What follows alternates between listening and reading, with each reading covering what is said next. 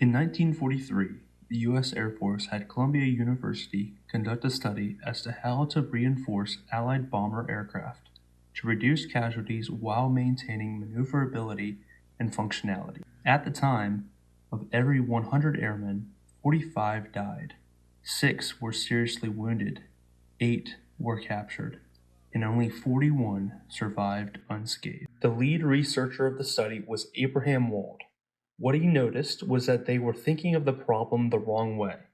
Instead of reinforcing the areas where surviving aircraft were taking the most damage, he instead instructed to reinforce the areas where surviving aircraft were not taking damage, noting that if damage was taken in the unscathed areas, they would never have returned home. The surviving legacy of this study is called survivorship bias.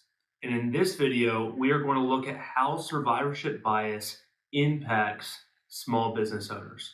If I haven't met you yet, my name is Kyle Glenn. I'm a certified financial planner and exit planning advisor, and I help business owners transition to their next chapter in life while protecting what they've built.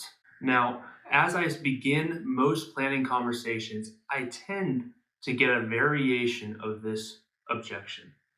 Kyle, I made it through 2000, I made it 2008, and I've made it this far. I know my business is worth $2 million based off of revenue, so I'm not too worried. I mainly want to see if I'm okay to retire.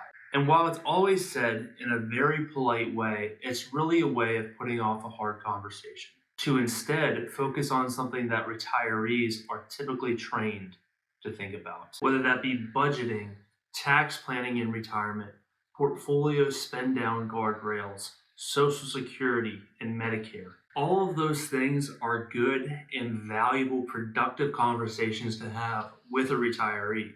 But you as a business owner are not your typical retiree. You're not handing in your resignation letter, doing a 401k consolidation, and ensuring that you have enough money to last in retirement and meet all of the goals that you want. No, you're just selling a business. I hope you catch my drift here, is that you are not the typical retiree. You have so much more moving parts with the sale of your business, because most likely that transaction is going to play a huge role in a liquidity event for your successful retirement. Of 100 businesses, 20 fail within the first year, 50 fail within the first 5 years, and 65 fail within the first 10 years, leaving only 35 survivors at the end of the decade. Your company is most likely one of those survivors. And there's a lot to celebrate there. You have done it. You have survived. And you should feel confident in your ability to continue to survive. None of that should be discounted. But I'm going to give you a thought here on how to reframe this as you prepare for that exit. The first thing that you need to think of is that what got you here is not what is going to get you there.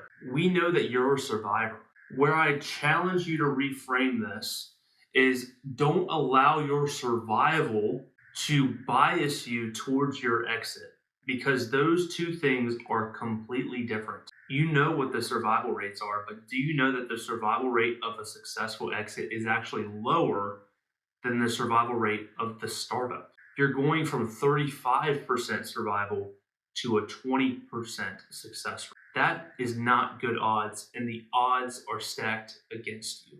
Within the next decade, there is going to be a massive transfer of wealth called the silver tsunami, where assets, businesses are being transferred to the next generation. A study by Project Equity states with half in privately held businesses having owners over 55 years old, the vast majority do not have a succession plan and are increasingly finding it harder to find a buyer. And if your retirement is dependent on the sale of your business, it's very likely that you can become a statistic. So what do we do to prevent this? I think the only way to do this is to lay your ego aside.